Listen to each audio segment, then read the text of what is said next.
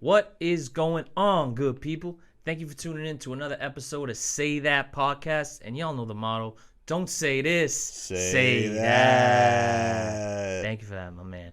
Yo, shout out to Mike Scarfo from Turntable Teachers on the ones and twos. His episode just dropped, so make sure you go check that out. Shout out to everybody who's tuning into this one, who's tuning into the past ones. Your support is very appreciated. If you can, like, comment, and subscribe on the YouTube, and hit us with the follow on Instagram. We're getting close to our subscriber and follower goals, so we want to make sure we hit that just in time with your help. So thank you very much. Ladies and gentlemen, though, today, and I believe this is the first bring back guest in AOA. So for those who don't know, a bring back guest is someone that was in Staples, but now we're bringing them to AOA Studios. And I can't really think of a more perfect guest to do that with than the fucking man, Conor Holway of Golden Deer Productions. What is up, my brethren? My brethren. Yes, sir. Now look, I wanted to be a legendary guest on this episode. I know for a fact you guys haven't had any other guest give you a gift on the show. Now listen, not. We crowdfunded our entire movie. Oh, wow. If you can see, we got the nice Conrad the last That's time fire. right here. But your host, Pete, was generous enough to support the Kickstarter. Mm-hmm. And part of the Kickstarter packages was brand new Conrad merch. So I'm definitely going to clip this and toss this up on all our socials too. Pete, thank you for donating. Oh, of course. What we got? We got you a freshie. Oh, Nothing shit. more egotistical than putting yourself on a shirt. So you can wear me proudly. Yeah. That's for you, dude. Hell yeah. Good looks, my brother. And then all we right. got you a double embroidered All right. dad cap. Fresh.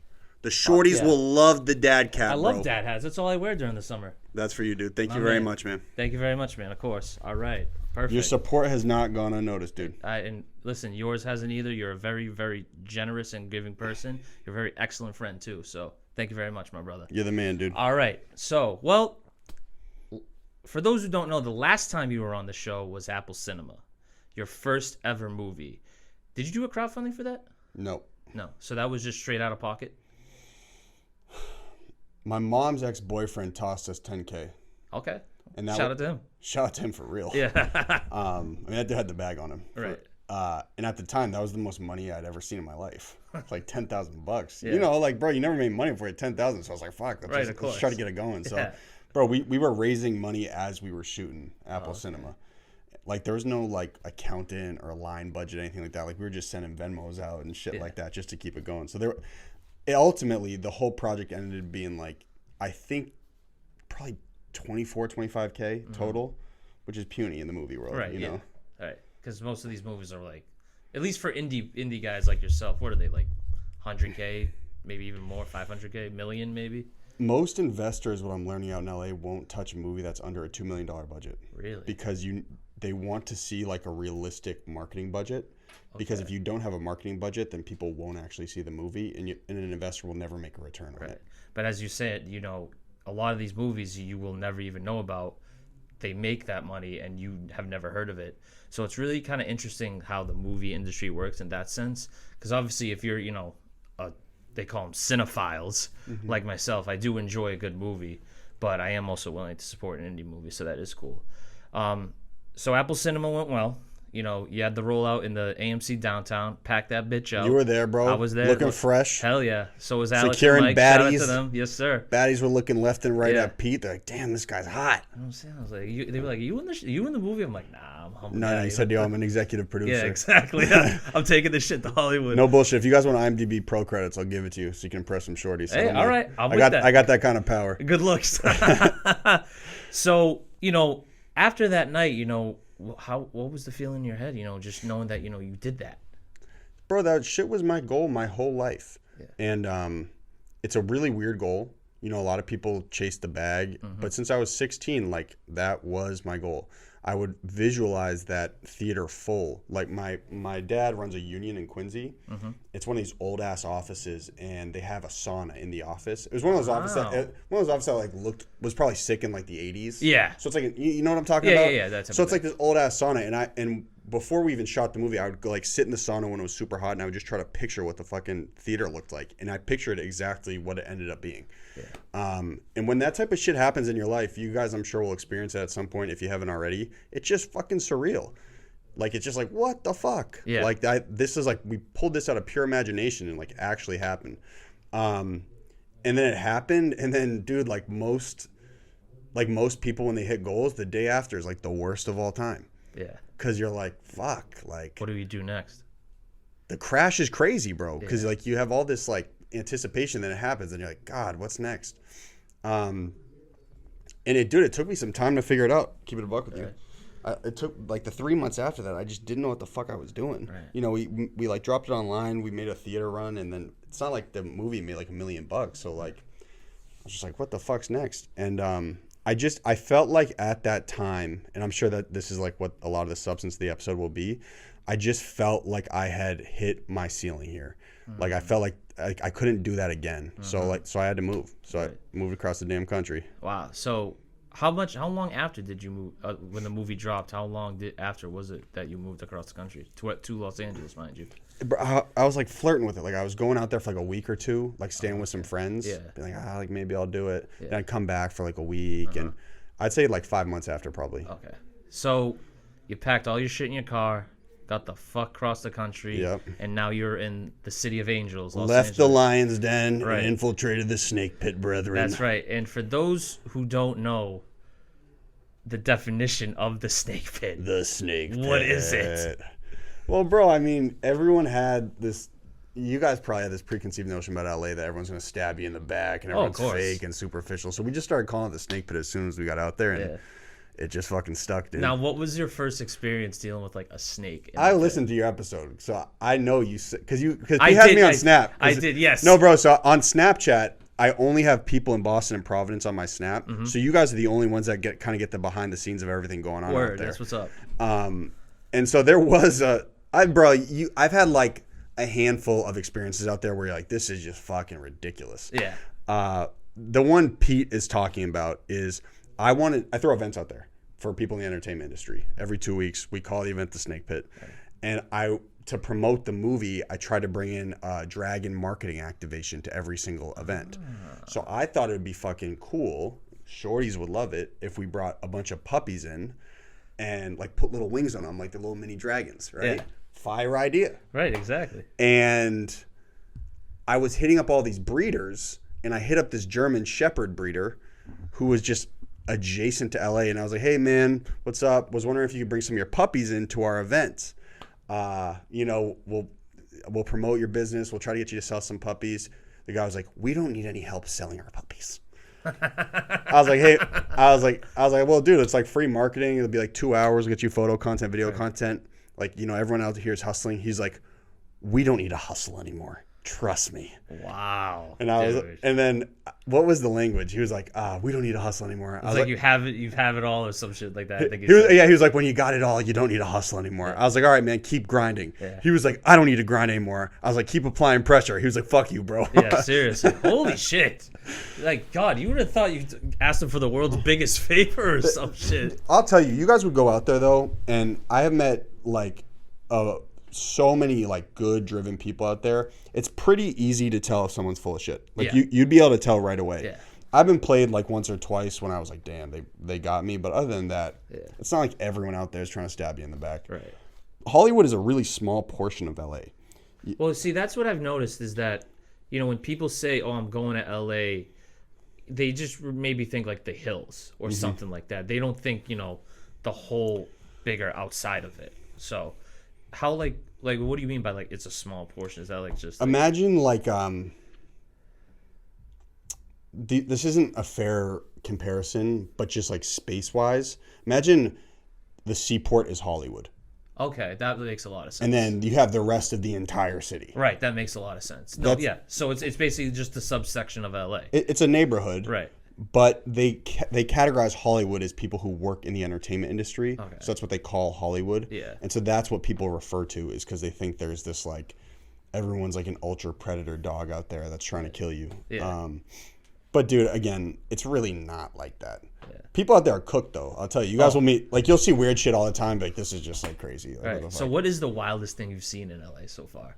I mean, I've been through some shit out there recently, but which is for another time. Right. But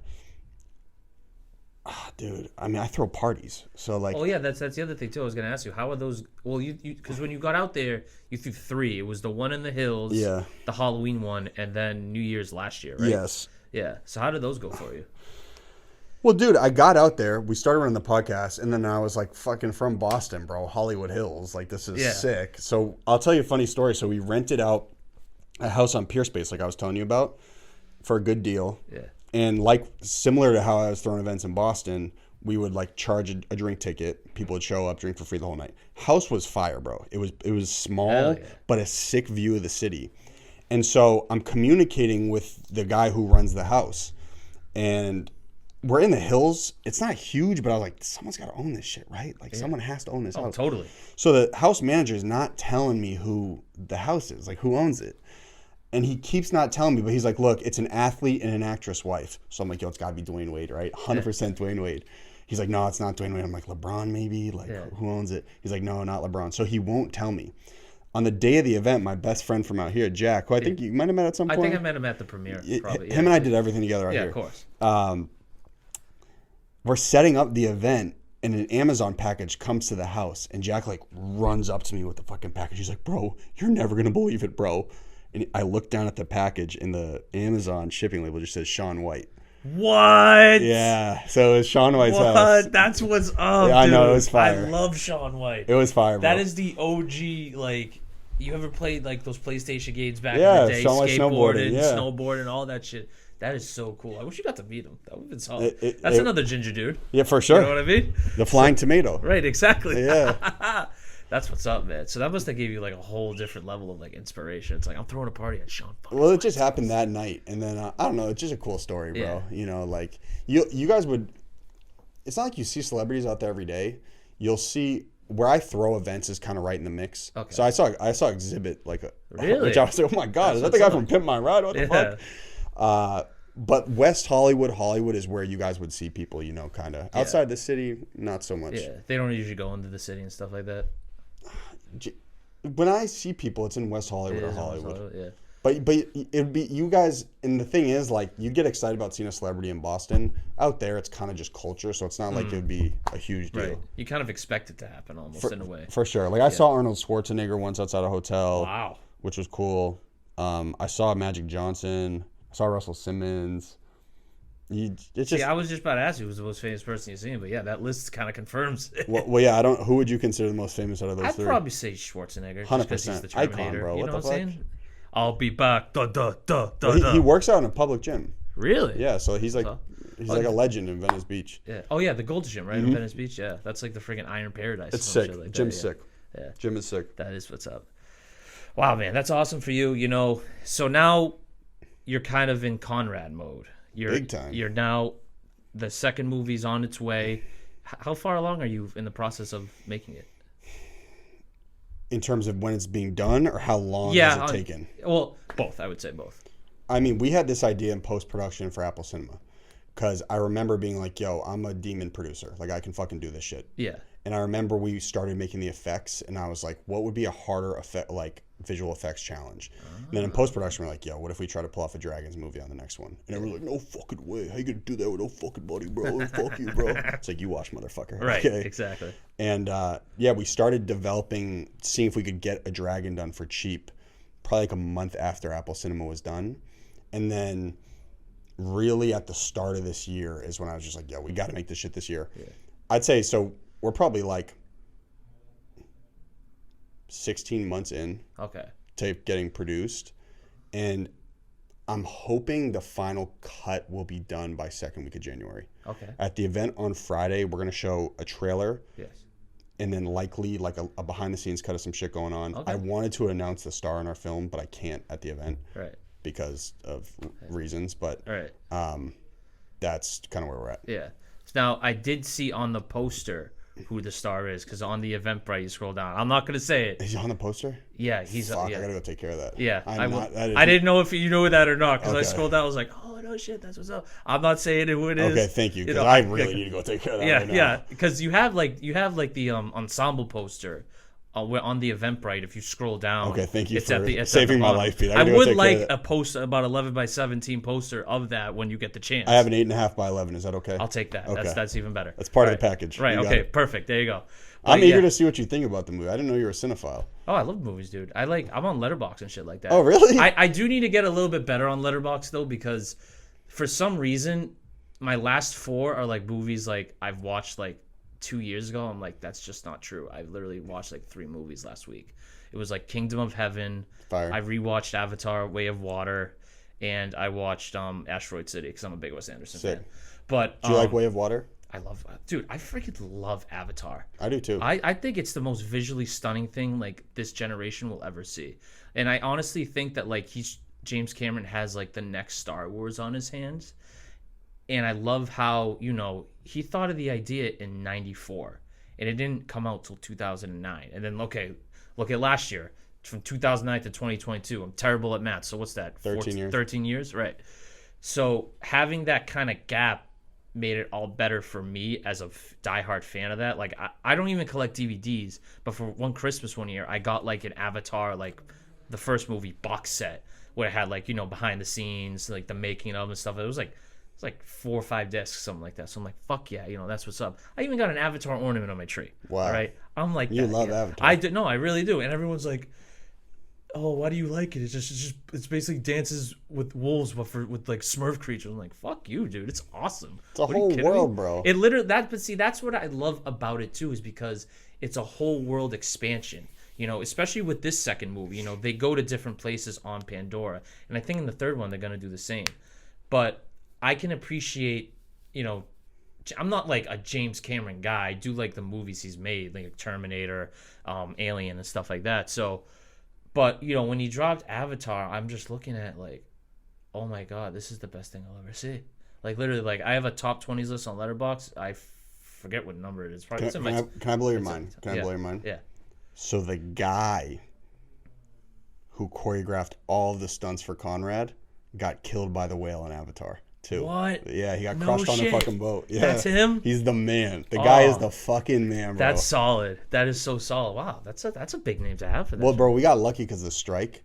Oh yeah. So speaking of that, how did that affect like Conrad and stuff like that? It was fire, bro. It really was. Yeah, it was fire. You made a bad. I was the only one making a movie, bro. The best of a bad situation. Well, yeah. it's the same shit in Boston when we shot because it was during COVID. Okay, yeah. And so there was this like insane lack of content once we got out. I don't think we would have gotten on those streaming services if there wasn't COVID. Really? Because all these streaming services are booting back up and like, fuck, we need shit to show people. Right.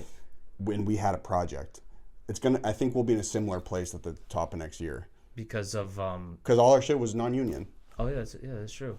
So, would you want to be in the SAG after whatever? I'll have to be in it at some point. Yeah. So you have to be in it if you want to make like movies out there or just in general. My goal, is I want to produce a Marvel movie and be in a Marvel movie. That's my big goal. All right. You didn't know that? No, I did. I did know that. I heard you we're talking about it previously, and you have mentioned that that's like your biggest. That's been my goal since I was 16. Is fucking produce a Marvel movie, be in a Marvel movie. Once I do that, I'm leaving the fucking snake pit for good, bro. Yeah, I'm never looking back. No, you're done. See you, bro. Yeah. Coming back to Boston. Maybe I'll settle down in Malden or some shit, bro. Right. You know what I'm saying? Find a shorty who's working at a liquor store or something over here. So that is a logical step. Is you got to get in the union at some point. Okay. Now, who do you want to play in a Marvel movie? I have no preference, bro. I just gotta hit the goal. Yeah, you just want to hit the goal. I just gotta hit the goal.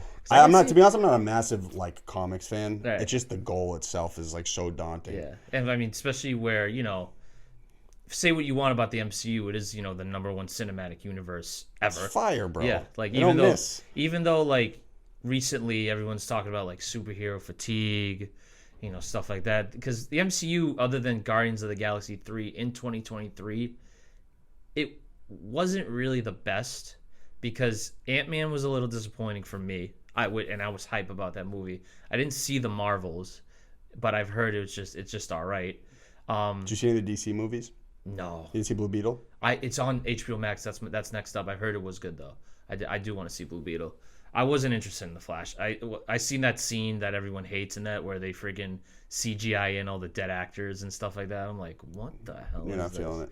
No, hell no, because It'd be one thing if it was done properly, but I just feel like they completely missed the chance to do that. Because it's like, oh, let's zoom in on a world where the guy who killed himself because he couldn't get any other roles besides Superman's in, and the Flash that was in the CW TV show was consuming it, and then let's go to the world where Adam West is in and barely show you that for like a split second, but you just hear it. And then they had Christopher Reeve and I forget the girl who played Supergirl. You know, the CGI was like, they just all like, they like didn't attempt to make it look good. They just all looked confused looking at it. They're like literally as this girl who's playing Supergirl comes in, she's making the same facial expression from when she flies in to as she lands. So I'm like, what? It's almost like they just took a model and just put the face on the model and the whole time had it thing there. And then freaking Nick Cage's Superman shows up. I'm like, that honestly, I like that because at least they committed to like the story of his movie getting canceled. So you actually got to see him as Superman, like at least. But I thought that was cool. But overall, I just, the whole thing with Ezra Miller, I just think the whole it kind of just killed it. And plus, they got Aquaman coming out, or probably by the time this episode drops, it'll already be out, and I'm not really interested in that either. Yeah, you don't want Aquaman too? I mean, it's just because I like Jason Momoa a lot. No, I like Jason Momoa. Have you seen C on Apple Plus? I haven't, but I've heard it's a good show. It's weird as fuck. Is that the one with him and Batista? Dave Batista? Yep. Yeah. Batista's his brother. I do like Dave Batista too. But, the whole thing with the DCU is like, we know it's being rebooted, so why do these movies matter? You know what I mean? I get it. It's like, so what did they drop this year? They dropped Shazam, which I didn't see, and it flopped. The Flash flopped. I didn't know I still love movies so much. Blue Beetle flopped. I had no clue, Pete. Aquaman's probably going to bomb too, so it's like, oh yeah, dude, I freaking... The Blue Beetle flop? Yeah, unfortunately. But here's the thing with what I consider a flop. I consider a flop if more people say it sucks. Like... That's not what the studios say, though. No, that isn't. So did this make us a bag? Okay, let's make a second and a third and a fourth and a fifth. So they got two different opinions, but I didn't want Blue Beetle to flop, but I kind of expected it because it was in that we're kind of in that superhero fatigue where, they're dropping 3-4 movies a year. So I like what they try to do with it. What do you think they try to do with it? Well, I mean, every big budget movie now has some sort of political angle. Every movie does because these creators feel like they have to, like they have the responsibility to do that. And it was a document about a Mexican family like struggling in the U.S., which was cool. I'd never seen a movie do that, like a Latino superhero. Right. And it was a Puerto Rican director. And he's a fairly new superhero in the scope of things. For sure. I think he made his comic debut in like 2006 or something like that. But yes. Yeah, exactly. And I thought that was cool. That's why I like Shang-Chi because I was like, damn, there's a bunch of Asian superheroes. This is fire. Yeah. Shang-Chi was fire. I thought that was an excellent movie. Because I'm a big fan of like fight scenes and like I thought that really kind of brought back the old like kung fu styles of like the 80s and 90s, like with Big Trouble in Little Tokyo, like all the Chuck Norris and Jackie Chan movies. So that was kind of like, that's what that reminded me of. And I think it's a good, and it's the MCU. They have to introduce new characters. They can't just keep running, Thor's going to get a 5th movie. That shouldn't have happened. It should have stopped after 3rd. But that's you didn't like the last one? I hated the fucking last one. Bro, I love Thor, bro. Thor's the goat. You might not like Conrad then. I don't know if you're going to like Conrad. No, I mean, here's the thing with Love and Thunder. Ragnarok was so good that he thought he would just make a joke film for Love and Thunder, Taika Waititi, and it was such a freaking letdown. I didn't want to believe the critics because, honest to God, I can't stand like movie critics now. You are a movie critic, bro. You still me on Letterboxd. But like the major ones, like you know what I mean, like the guys who get paid to do so. Because to me, and it actually did come out. Rotten Tomatoes actually just had a recent controversy where they get paid to write bad reviews about it, so and stuff like that. And I think actually the Rebel Moon movie that just came out on Netflix, if you look at the reviews of it, it's all profiles with no picture, and they only have one review. You think it's bots? Oh, yeah, totally. And which we have to get away from. But, yeah, Love and Thunder just wasn't it, man. It really wasn't. It's sad because I love Chris Hemsworth. I love Taika Waititi, but I was really let down by that. And I was dummy hyped for Natalie Portman to be in that show. I thought you were bricked up. Yeah, 100%. I'm like, let's fucking go.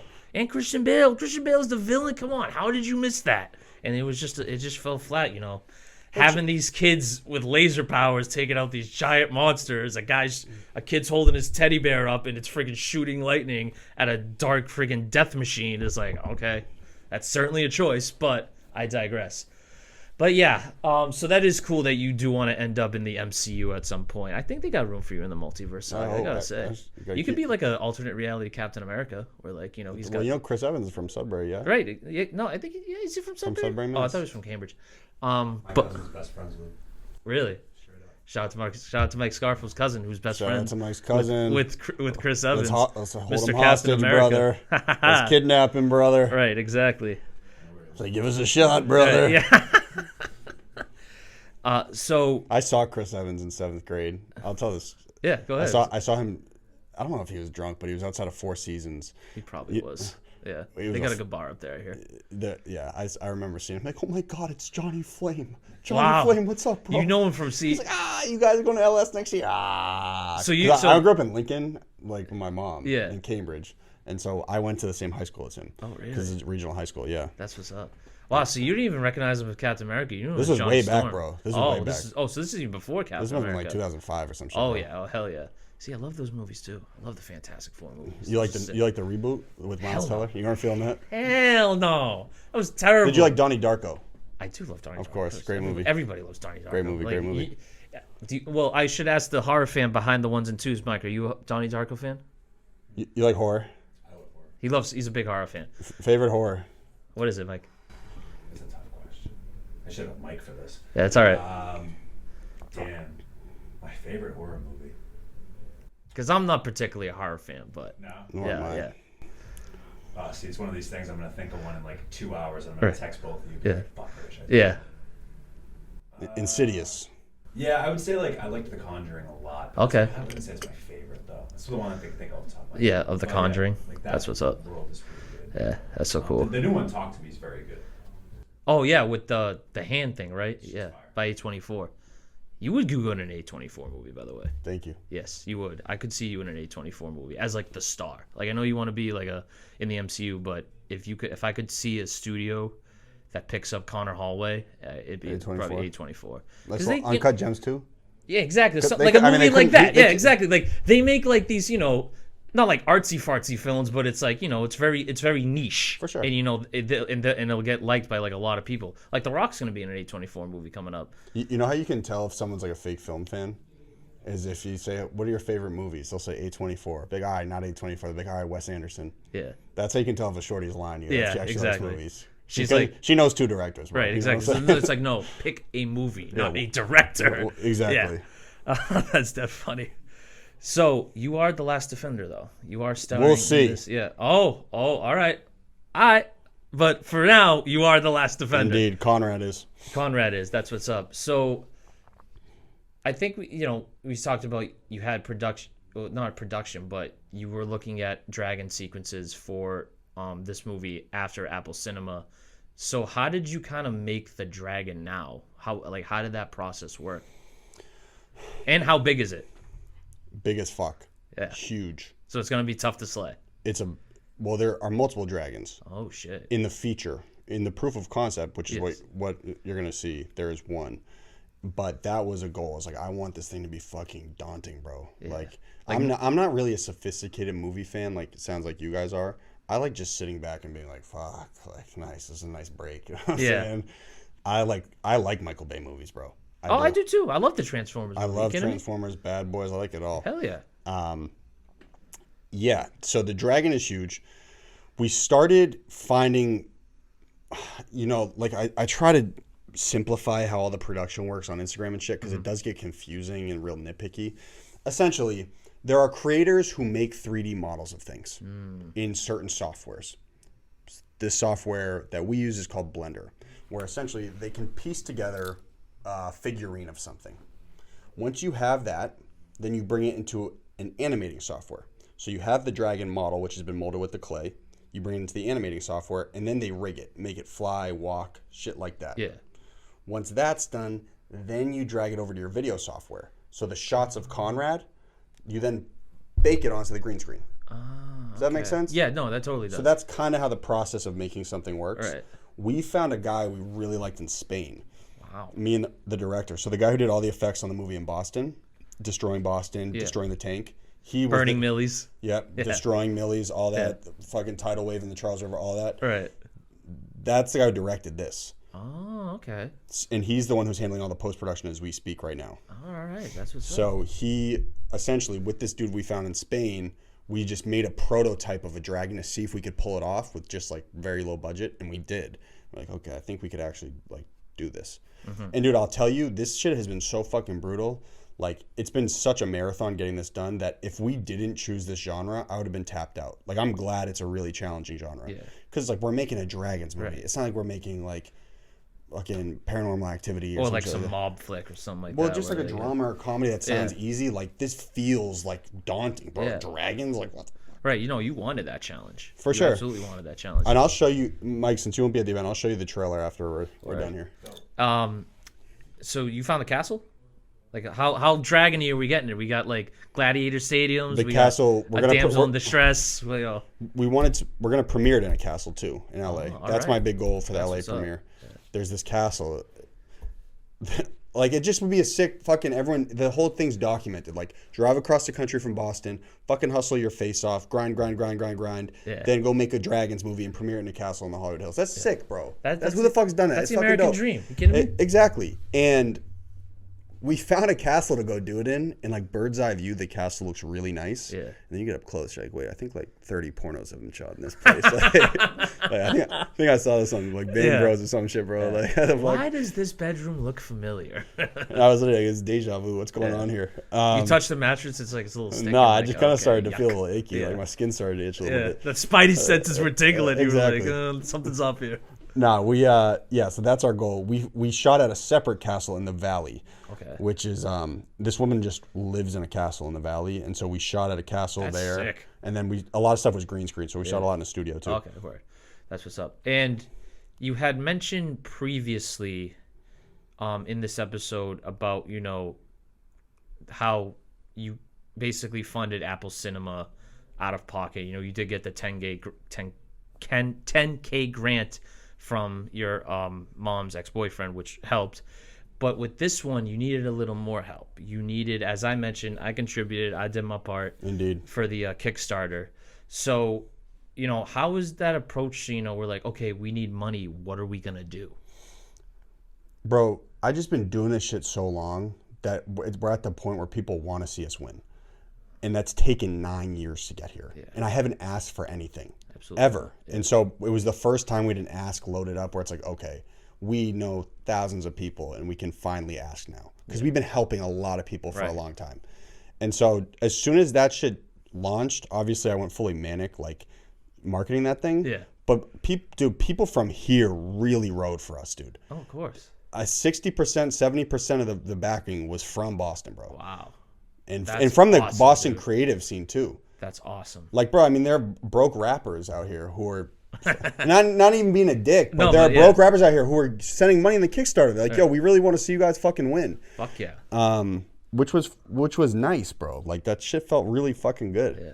And that gives you just extra motivation to just keep doing it. Well, I like us three, like, we're all Boston creatives. I know how fucking hard it is, dude. Yeah. It's fucking tough. impossible, bro. It's tough. Every day you feel like you're smashing your head against the wall. Yeah. I've lived that life, bro. I know. For 5 years, bro. Yeah. And I do feel a sense of responsibility to, like, fucking go out there and kill this shit and then bring it back to Boston. Like, I do. Yeah. I know I'm fucking taking on this fucking snake pit, and and you have me on Instagram, bro. I've repped the fucking city out there, bro. No, you 100% I wear it on my fucking chest.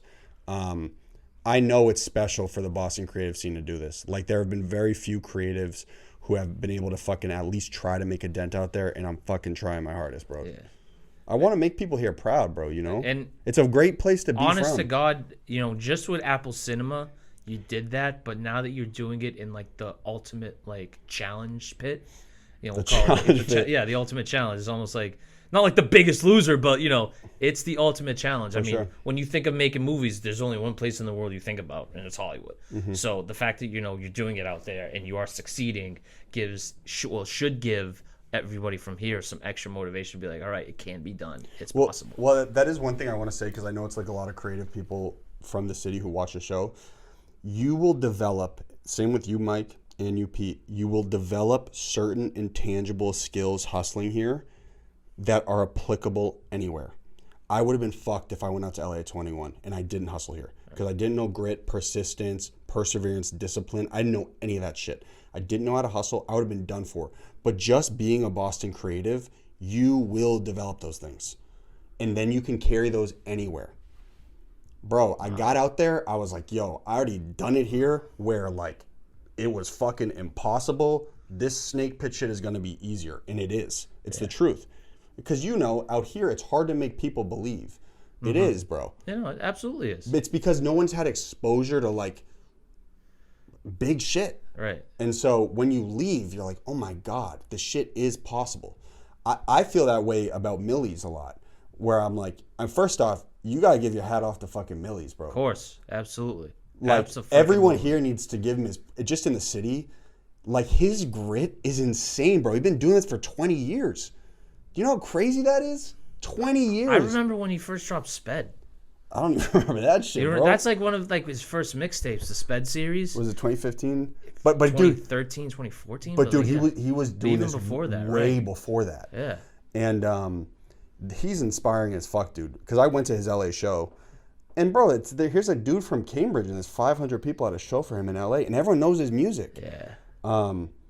He is a great example of just having intangible skills because he always keeps it going, dude. Yeah. And it's been nice the last 3 years since COVID. You've just seen him go, meow. Right. No, totally. I mean, I just seen him in the studio with Meek Mill. Fire. Like, that's unbelievable. And like you said, that should just show people that, no matter how long it takes, if you're a hustler, you're going to get there. He's a demon, bro. And another thing he was really smart about is, bro, he put people in smart roles. Like, he has a whole team. Like, this dude, Bryce. You guys know Bryce? I do know. Well, I might send this to Bryce because he'll clip it because it's going to be a massive ego boost for him. But the dude who runs his social media is a fucking demon. Really? So all the clips, the viral stuff, Bryce kind of handles it. You would see behind the scenes, you're like, okay, he has a really solid foundation of people here supporting him. Does that make sense? Yeah, no, it totally does. Sorry, I just get fucking pumped up when I No, go yeah. to Boston No, show. fuck Let's fucking go. Let's fucking go. Wear it on your sleeve, baby. Come on now. That's what's up, man. So, wow, that just gave me a whole nother boost of motivation. Let's fucking get it. Can't even think right now straight. But one thing you have done a lot, actually, is anytime there's an event, you are throwing them stories up with the people who attended. I've gotten some. They make me feel fucking like a G, not for nothing that I'm like, fuck yeah, I'm going to, the Conrad Boston premiere. I'm going to Apple Cinema. I'm going to this. I'm going to that. How long did those stories take you? I mean, bro, I have like holes in my brain from how much I look at my fucking phone, dude. Right, yeah. Because not only that, like, you're screenshotting pics, you're putting, Boston event on this day, yada, yada. Then you're writing, like, a paragraph about each person. But what is cool is that you have a paragraph to tell about like each person. So that's so sick. Well, I mean, bro, it's like I'm not big enough. And that's the nice thing about everything being organic is I know everyone who supports me. It's fucking special, bro. It works. You guys should do it too. Right. No, people I definitely should. and you should appreciate the people who fucking buy from you and attend your shit. Right. I just appreciate like no matter what number the people who just view this podcast. You know what I mean? For sure. It could be as big as 100,000 people or as small as 2 people. It's just and I think that's what gets lost with a lot of people is like at the start of it, and even like what am I? I'm 3 years. I'll basically say it 2 because we took a year off. I'm 2 years into this shit, and like I've mentioned before, we want to get our numbers goals up, but I'm still appreciative of like where I am now. Like, bro, when I first started social media, I couldn't even imagine like getting a follower count of like 900 people, and I'm almost at that on both of my Instagram pages. So it's like, I don't know. You just gotta step back. It's like, wow, that may not seem like a big number in like a scope of things, but to like me, like you said, when you were 16, envisioning that sold out Boston AMC Theater on the IMAX of people going to see your film, that gives you all the motivation you need to be like, I can do this shit. Well, Mike knows this too, but the podcast is the best networking tool of all time. Absolutely. And that's what we try to do with this shit. Well, no, dude, whatever moving forward you want to do projects, you now have a network of people you've already served in some way, and you can reach out to them for help. If you hit me up and say, hey, bro, we got this event coming up. Can you help me out with some shit? 100%. Yeah. It is the best, isn't it? I'm not sure if you know him, Jeff Porter, Dave Ryan, maybe not, but shout out to them, and I got to give it up to them. They've linked with a lot of people that have been on this platform and did those songs with that. So that kind of gives you a sense of like, not even entitlement, just a sense of like pride that like, wow, I was able to like connect people and like watch people grow together. So, and even Amir Max, shout out Amir Max. He's been on this platform before too, back at Staples, but you know, he's been on your show. Amir Max, and it's all facts. He's starred in Apple Cinema. Benny Congo, who's also been on the show, starred in Apple Cinema. Oh, Benny came on, yeah? Nice. Yeah, He'll be at the event on Friday. He came on. Yeah, man. Yeah, exactly. man. He came on, I think it was literally about a week after the premiere. I had met him at the premiere. Like, he was like just standing in a corner. I'm like, yo, what's up, man? I was like, oh, you're Benny Congo. Because I had known him from like his videos and shit in the past. And our older, not our older, but one of our old co-hosts, Mags, she had went to Salem State with him, so they were able to link up because she's a journalist. So she did a not like paper or like an interview like type style, like a blog post, we'll call it that, about him, and Nice. that was so cool to like have him come on. He's a great dude, like nicest dude ever. But We'll see him on Friday. yeah, 100%, yeah. But I want to talk to you first about one thing. So, for those who don't know me, my family runs a business inside Faneuil Hall. We run two. Well, actually three. One of them is inside the Faneuil Hall building. It's a candy store. And then we have two souvenir, those push carts. Yeah, I knew that. Back together, back like next to each other. So one day over the summer, and before I actually say this, the third ever episode of Say That was called Weirdest Work Story. And I had told the story about how a dude basically held me hostage while there was a long-ass line at my old retail job, and started praying with me. But, yeah, exactly. That dude belongs in the snake pit. If you never heard that story, go back and listen to it because it's fucking nuts. But since then, something else weird has happened. So, for those who don't know, you see these two stickers right here. I can't see. These two stickers right here. Right. My family's cart sells these small stickers for $3.95 each or 3 for $10. Good deal. So one day, she was cute, you know, she was mad cute. She was like maybe like up to my shoulder on me or something like that. But she comes up to me, she goes, "Hey, do you work here?" And I go, "Yeah." And she goes, "Are you single?" I'm like, "Yeah." And she had 3 of them. Okay, how old is she, bro? No, she was like 20 something. Okay, you're describing her like mad short. No, yeah, no, yeah, but she was 12-year-old a girl. smaller. What the fuck's going on here, bro? My hands are clean. This was a smaller person, like maybe like 5'3" or something like that. She was 5'4". she was a normal woman. Yeah, bro. she was a You're normal describing woman. her like she just got off the school bus. No, bro. no, she was a normal woman. For context, let me clarify that. So she had 6 of those small stickers, so it would have been 6 for 20. And she goes, "Are you single?" And I go, "Yeah." And she goes, "I'll give you a kiss if I can get these for free." You said bet. No, I was like, "Ha, no." What? No, I was not. I was like, I'm "You're not all over that, hold up, bro. you are not gonna slut me out for $20." I'm like, hell no, it's my family's business. I gotta get to a bag. She was like, she wasn't like pissed, but she was kind of embarrassed because she's like, "Oh, this is gonna work like a shit." I'm like, "Nah, shorty, that's not how this shit goes." So Damn, bro. we're two different guys. Yeah, I need to know your weirdest work story. And it could be on the set of either Apple Cinema or Conrad, or anytime you were at work in general.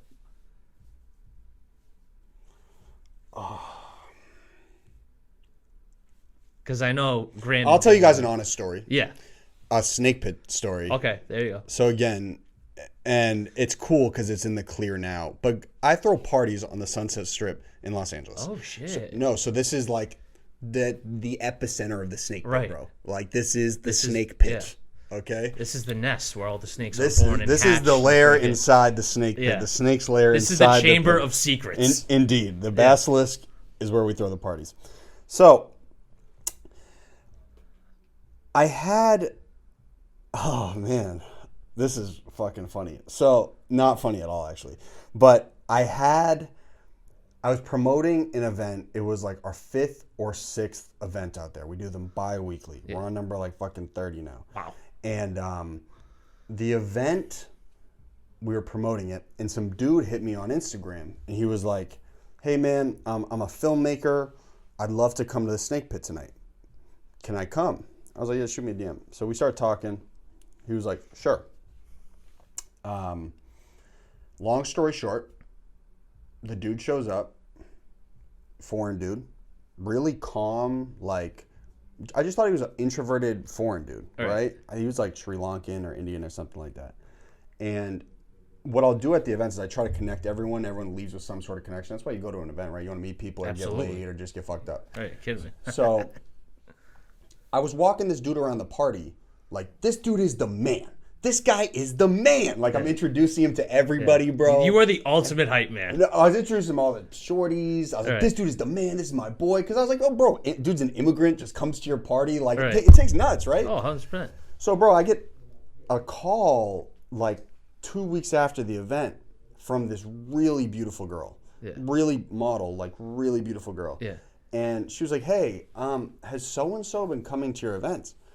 I was like, yes. It's like, well, yeah, so I have a restraining order against him. What? He's been stalking me. What? Yep. And, holy shit. Yep. And this whole crazy shit that I would have never known in a million years, bro. Right, oh, of course. Long story short, this dude stalks women. Oh, and, God. He was stalking a few girls at the party that I would have never known. But here I am, walking the dude around the party like it's LeBron James. Yeah. But, I mean, I don't even want to say it. We potentially got the fucking Craigslist killer on. Right, exactly. The Zodiac killer or some shit like that. Exactly. And I'm walking him around, I would have never known. Oh, my God. And the girl the girl's super sweet. And she was like, yeah, the situation's died down a little bit. But, like, I saw, like, he followed you, et cetera. And I was like, okay, classic snake pit. Right, exactly. So that is, I'd say, my most insane one of the most insane snake pit stories. Yep. Wow, that's fucked up. Yeah, like the dude was like hitting up shorties saying like, hey, I got modeling gigs for you guys. And like, hey, I got a Zara offer for you. Yeah. Can you cut your hair for me? Shit like that. Oh my God. And the girl cut her hair. Wow. See, the minute you said foreign filmmaker, I was kind of leading towards like, okay, does he direct like pornos, and that's why he's like kind of going after these girls and shit like that. We just don't know. But the point is, he is a creep. So yeah, indeed, yeah, that is that. Yeah, wow, that's fucked up. Is that what you were looking for? No, 100%. That is totally a weird. I mean, that's a work story because to me, when you're in LA, you're always working. For sure. So it doesn't even matter if you're getting money out of it or it's whatever it is. You're always hustling. So yeah, that totally counts as the weirdest work story. But holy shit, goddamn. So another thing that's happened since the re-debut of Say That in AOA Studios in Beverly, Massachusetts, please book them, is we've launched a new segment called Gas, Bass, or Mass and Cass. Now, this whole point of it is I'm going to give you a question. And you're going to tell me if it's a gas take, it's a bass take, or it's a Mass and Cass take. Bass? Bass is like Brandon Bass, the former Celtics player, where he's all right, but he's not the best. So it's pretty decent like Bass. You know what I mean? Got it. And Mass and Cass is you just get rid of it. Obviously, you know what gas is. But Mass and Cass is it's horrible, ugly, just get rid of it. All right, so gas is good, Bass is like mediocre. All right, yeah, like 50-50 and Mass and Cass is like trash, got it. Get rid of it. So we just had, and I'm glad you actually mentioned your dream to be in an MCU film. So with the current state of the whole superhero genre right now, do you think it's Gas, Bass, or Mass and Cass? Gas. Because I know what it takes as a producer to pull that shit together. Gas. What they're doing is insane. Right. What those films pull off is absolutely insane. Now, and do you think that like some may look a little lesser than others because of maybe bad VFX or like a bad story? Who was shitting on that? Someone was shitting on some VFX recently. What shot was everyone pissed about? She-Hulk. Okay. The She-Hulk yeah, show. there was. I know there's some sequence in She-Hulk that everyone's pissed about. I mean, just the whole like She-Hulk show in general. They just didn't make her look good. Okay. Yeah. I don't know. Yeah. And they did, I'm on Team Gas for the superhero movies. And they did vote to unionize the VFX. The VFX artists did vote to unionize because they have been going through some shit with Marvel. Even animators too. Like they're just on these tight ass deadlines. So it's fucking nuts, dude. So next, making a movie and the whole process behind it. Is that Gas to you? Is it Bass to you, or is it Mass and Cass? I can already tell it's not Mass and Cass because you love doing it. The journey is Gas. The journey is Gas, but the actual work of it. I wouldn't do anything else. I couldn't do anything else. So I couldn't do anything else but hustle, bro. It's just like who I am. Yeah. And you never want to go back to like just a regular job, too. I am unemployable, Pete. Yeah. Right. Exactly. I could not. Like, I literally couldn't do it. Yeah. I'm serious. No, I absolutely believe you. Because I'll become a stripper before I get a real job. Think I'm joking? I'll start OnlyFans. I don't give a fuck, bro. Listen, I've seen the hustle. You know what I'm saying? That GDP hustle. Yeah. Bro, we're gonna fund the next movie off OnlyFans. You running any marathons recently, by the way? I haven't run a marathon since last year, but I keep my miles up. Yeah, but was the last one the 100-miler? I banged out a couple marathons in LA, just banging them out. Yeah. But the gargantuan was the 100. Did I do that before or after the show? You did it. No, it was after. It was way after. You had moved out there, and that was the thing that you did. Yeah, that shit was insane.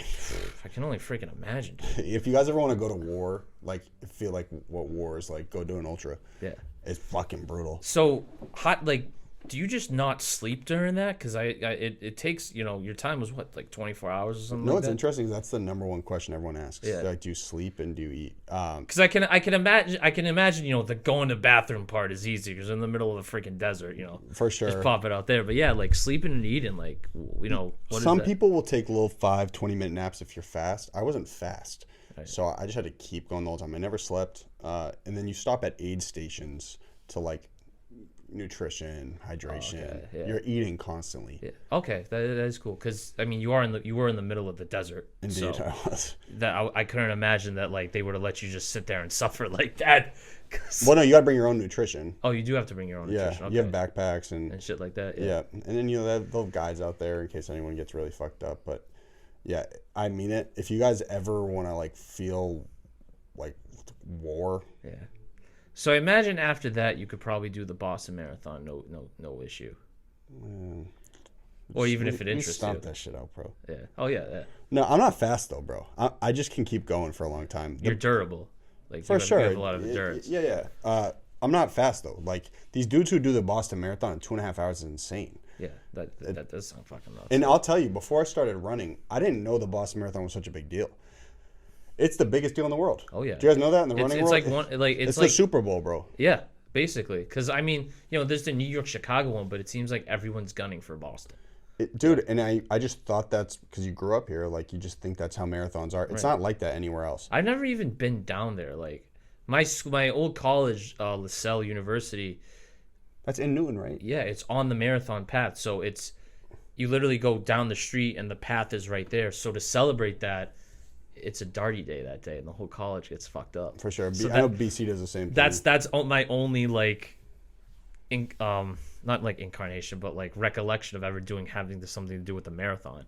Like I probably would never volunteer or shit like that. But funny story is, the day of the bombings, my friend's dad was running it, and he had asked me and my other friend to come down. Wow. And we're like, nah, like why do we give a shit, like stuff like that. And then fucking 20 minutes after that, I got a call from my mom. She's like, where are you? Like, are you all right? Are you home? I'm like, yeah, I'm shooting hoops with my friend Anthony. Like, why? She's like, bombs just went off at the marathon. Yeah, that shit was crazy. Where were you, Mike? I was at Framingham State, which is another Framingham State. Yeah, stop on the marathon, right? On the marathon. So there used to be these two houses that would throw parties every year, and it was literally walking home. Wow. Holy shit. It's interesting. Everyone remembers where they were when that shit happened. Kind of like 9/11, bro. Oh, 100%. Everyone remembers. It totally is like, I mean, not even to compare two bad things, but that's Boston's 9/11. I mean, we just got attacked, you know what I'm saying? It was crazy shit. I was in, my dad lives on the border of Cambridge and Watertown, off Mount Auburn Street, and I was there that night when the chase came through. Oh, fuck. Like, what was that, 3 nights later? Yeah. Was it 3 nights? Yeah, it was like 3-4 nights later. Yeah. It was no more than that, because they had that shit on. They had that shit on lockdown. But what's wild about LaSalle is I took a blunt ride past the house that they found him at, and one of my friends started freaking out. I was like, oh my God, they like found him there. I'm like, all right, relax. He's not there right now. They killed the guy. Well, they didn't kill the guy, but like, they fucked him up there. But yeah, we saw the boat and like the house that like he was at. Oh, the boat's still there? Yeah, dude. Damn, it's like a freaking national like landmark at this point. Yeah. For real. Yeah. And what's also funny is too, when they were filming Patriots Day with Mark Wahlberg, they had used sets out in Weymouth, and after filming was done, they kept the sets there. So that was another place that people went to like go smoke and chill at. So I thought that was pretty cool. Yep. Yeah. But, ladies and gentlemen, this is the freaking man, Conor Holway. Conrad the Last Defender is coming in 2023. Keep your eyes out. Any parting words you want to say to the great viewers to say that, Connor?